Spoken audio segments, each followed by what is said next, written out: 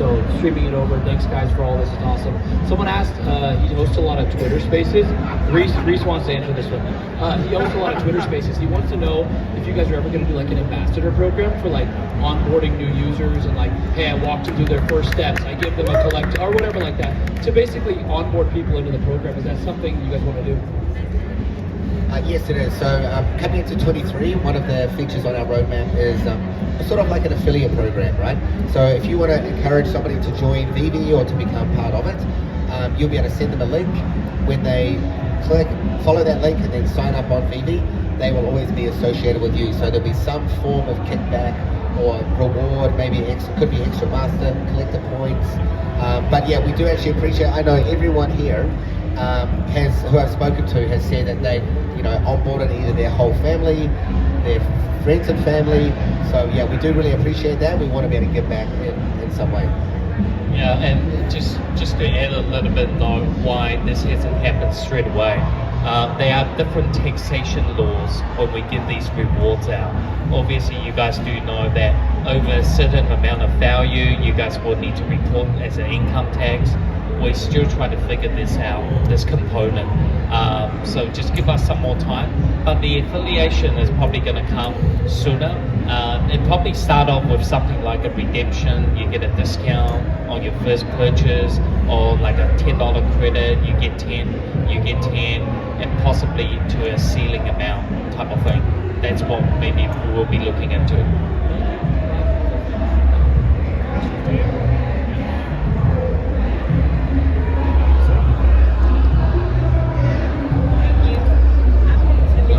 Just a bit closer.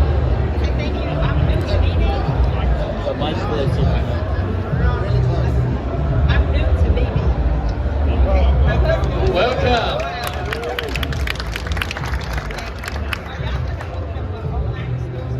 Can you put the mic a bit closer?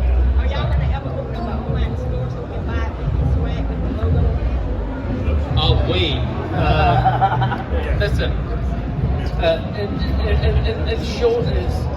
In short is yes, but Veve really in a way belongs to the community. We have seen over this weekend, every other physical shows that you guys are much more creative than we are coming to the merch, to be very honest. And we are trialing that out right now with the Gold and Silver Logo program, where these utility reward them every time they turn up to the event. And why? Because we want to see crowds like yourself coming in. But in regards to merch, or virtual merch store, we will look at it. We're definitely looking into it. There will be logistic and 3PL service. But also there's so much good Veve merch out there already from the community. So yeah, I like that. Like they say, it's going to be a tough act to follow. So we're going to have to do something really good. I mean, even in front of me, I can see. Add a little context. All right. So as you know, as we've mentioned, check. Okay. Yeah. So as we've mentioned, that the merch that's out there is amazing, right? We even go to the community to give merch away for the giveaways. So shout out, Smells Fun, Comic Club Apparel. Guys really doing it, like really good stuff. And I know Millie's doing his own stuff, and a bunch of others. Maybe not so much superstars, but I always got to get my digs in. But what we've seen in now the last two DCONs with the Artist Series shirts, the digital bundles. Those are some of the types of things that we're going to start to explore more, and that we can actually, get it through a process and streamline the production of these things, so that we know what works, what doesn't, what people gravitate towards. And those are I have a lot of artists already in the queue that want to do what they saw here today.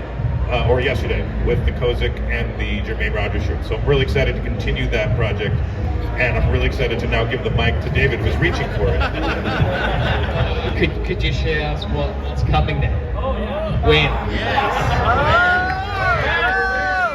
There are two artists currently on the platform that expressed interest to me, not just even today, that want in on it. So I can't give you answer to the when, but their content is on Veve already.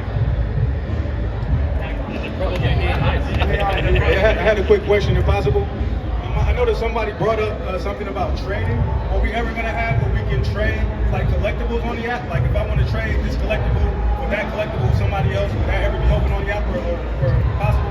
Yeah, definitely. The market right now, the functionality is quite simple. So over the next 12 months, we really want to be building out all of that features in the market, like recommended content, helping you be able to find the collectibles that you want, but also some kind of trading feature as well. The challenge that we always face is those damn scammers.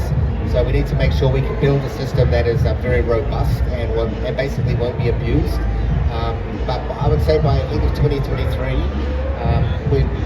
I'm just thinking, should I promise a date? At some point in the future, we'll definitely have that. I got a question as far as with the Veveverse over here. You mentioned, if I understand correctly, like you're gonna have the capability to leverage other blockchains or other NFTs. What I want to understand is, can you do that with Cardano or XRP, other blockchains outside of BRC or outside of Ethereum? I mean, yeah, essentially, we want users to be able to bring anything in, and we're starting to see a lot more multi-chain platforms. But I guess the simplest way that it's going to happen is that there'll be a bridge of some sort, or it'll just be like a wallet connect. Adam, I don't know if you want to elaborate on that any further. I think initially it would be EVM compatible chains. So anything that forked off Ethereum, that's where most NFTs live. And then as that multi-chain future develops, then the wallets will get better. It'll be easier to actually just reference what you're holding, regardless of chain. Good deal. Just a quick follow-up question is, with more villains, I know I joked about it earlier today, but we're ready to see some more, like, let's bring some more of the villains to the platform. Hold on. Oh no. Do it. Do it! Do it. Do it! Come on. Sometime in the near future. Yeah, we're going to have a look at drops. Is Legal Dave in the building? Yeah. Okay, we can't say anything. No, okay, we will make sure we map in more villains for you. Okay. Let's go. There you go. There you go. More villains. Hello? How about David the Dance Statue?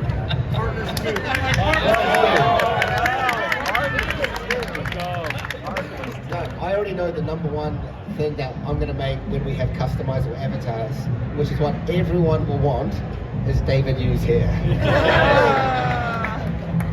Okay. I can announce we do have our first accessory coming into Veve, possibly in December.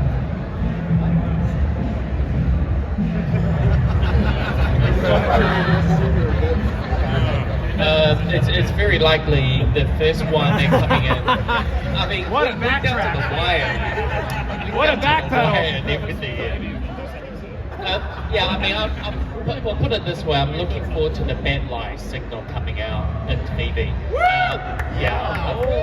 Because a lot of you guys have questioned our relationship with DC. I just want to make sure that you guys understand that we do have a contractual and we do have a good partnership with them, and we are bringing out a lot more DC merchandise related into the platform.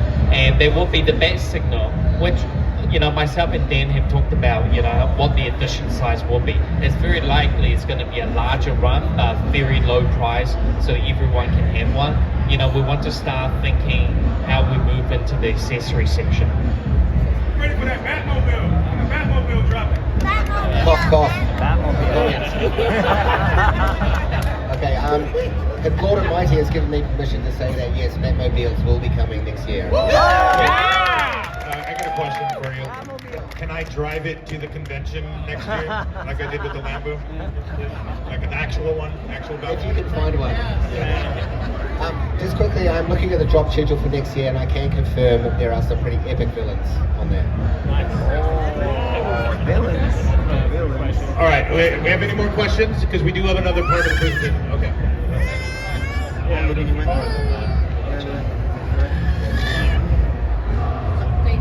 this is Dr. Grace here. Already blown away by the Veveverse features that you guys showed. But eventually, people would also want to move further than the walls and all the features given there. So, are you guys thinking of a verse city eventually in the long run? And if so, hashtag when? I won't address the timeline just yet. But yes, I mean, the idea is that, Veveverse is also made up of lots of different areas.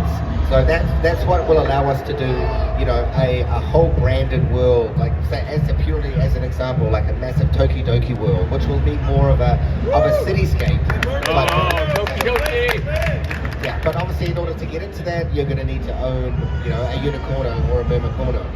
So there will be bigger worlds like that. In fact, we're planning on, Veve City, which is going to be our major hub within the Veveverse, and that's where we'll have things like, live auctions, especially for like the one-of-ones. The auction might just run for an hour. You have to be in there and you can bid. We'll have art exhibitions and a lot of other things. Yeah, a lot of other things. No pressure. What alpha? It's great alpha.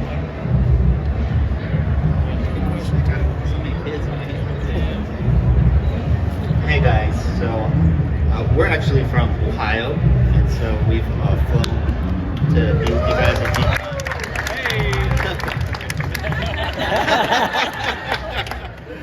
DCON. So during the May DCON event, I think Alex was mentioning that we were going to get passed out, like the attendees were going to get like the blue Veve logo. I can't help but feel super jealous about the gold and silver logo having amazing utility. Will the Veve logo from DCON have that something similar? I had it until you told me. Yes, sure, yes. Yeah, I mean, we want to make some of these reward, but I think are we dropping the whole set of logos, Veve? So there was always supposed to be part of the wait list as like the kind of the test drop that we were going to deliver the individual letters, the VE, VE, right? And for anybody who came to the kickoff party in June at 3D Retro and scanned their ticket, that they would get airdropped each of the 4 letters, right? So that is still in play. We still have everybody's information, and we will airdrop those, but it's really just at this point contingent on the waitlist drop. Yeah, but utility-wise, yeah, we'll come up with something. Obviously, it needs to be more mass scale. I can't be standing there like 3,400 people looking for something. Yeah, I mean, I want to be, but we won't have the time. Bear with me, I lost my voice from last night. It's still at the bowling alley. So Q1, we're going to get the Metaverse Vault. Now it's not necessarily a vault, it's going to be a building. And we're going to be able to put stuff inside and outside. Now we're going to be able to scan that table and put our actual house in VR or AR mode as well, correct? So we can put it right there in front of you. Yes, that is correct. Will we be able to also eventually put like a neighborhood? So I'd have a model of a neighborhood, an AR in front of me, like it was a tour, like I could walk around with our current ones. You mean like friends? Like if you had friends, then you would see your friends next to you? Yes. Yeah, yes. So that is the intention, definitely, yeah. It gets a little bit complex, like, a lot of people might have, 1,000 followers. So it gets, you won't see any of that beautiful purple sky. It'll just be covered in buildings. But ultimately the idea is to be able to create, neighborhoods or have people around you that, that you're associated with. Thank you.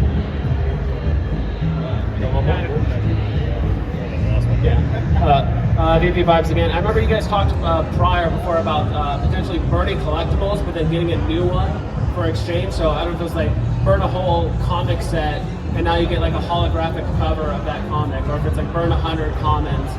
Is that more on like the IP side, or is like you can like turn it in somewhere? What would that look like in the end? Yeah. So number one, the reason for the delay for that feature is the burn mechanism has just been rolled out. Yep. We're doing a bit of testing. Once it's done, then that burn aspect works. And obviously you guys want it to be updated on the metadata, so that will reflect that. But in regards to the question you're asking on redemption, like reward, how many comments of this get you something else, just keep in mind, those line of collectible is very, very likely will only be available as redemptions only. So the only way you can do it, the idea is to take excess commons or unwanted products like you do, you recycle them for something a bit more rare. We have yet come up with the terminology, what we're going to call that line. I mean, things floating around, I talked about prototypes, you know, things that you will never get it unless you're, you know, given it to you. I mean, Frank given me a prototype of one of the figure today. That's because I know him, and you know, that's the whole idea. What we're trying to achieve. It's not wanting to make certain things more scarce or more valuable. It's just that, like anything else, you will trade them.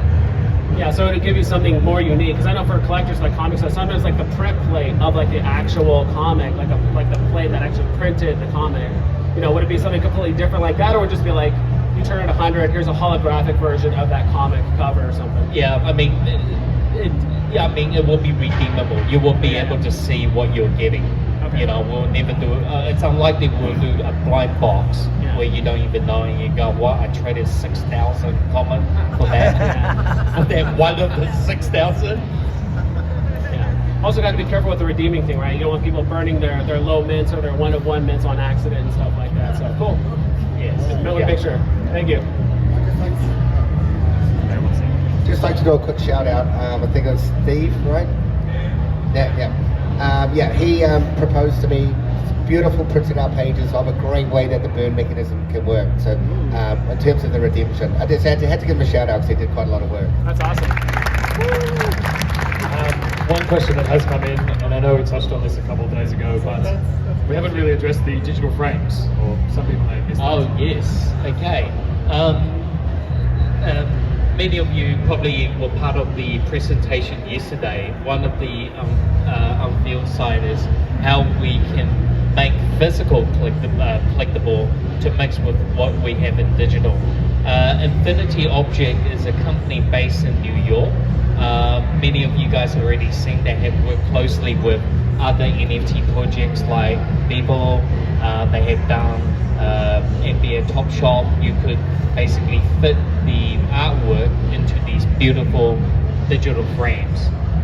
What we are going to be looking to do is slowly and taking the licensed frames into this path so you can display them. And not just digital frames, we're looking at TVs from your homes, other physical devices out there as well. But this is definitely the first step. The first item that's going to go on the auction tomorrow, I believe is tomorrow, will be the London Police, which will come with a physical one-of-one print.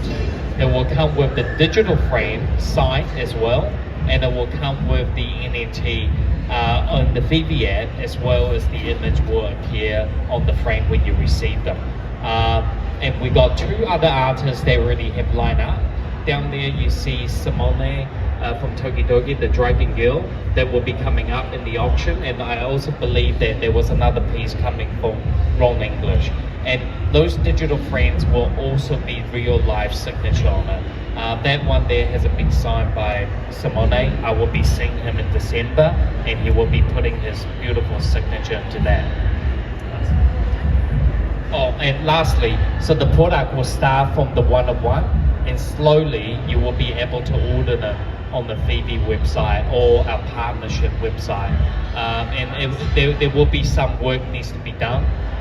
Obviously, you couldn't just mint it onto it because it goes through an IP licensor on approval process.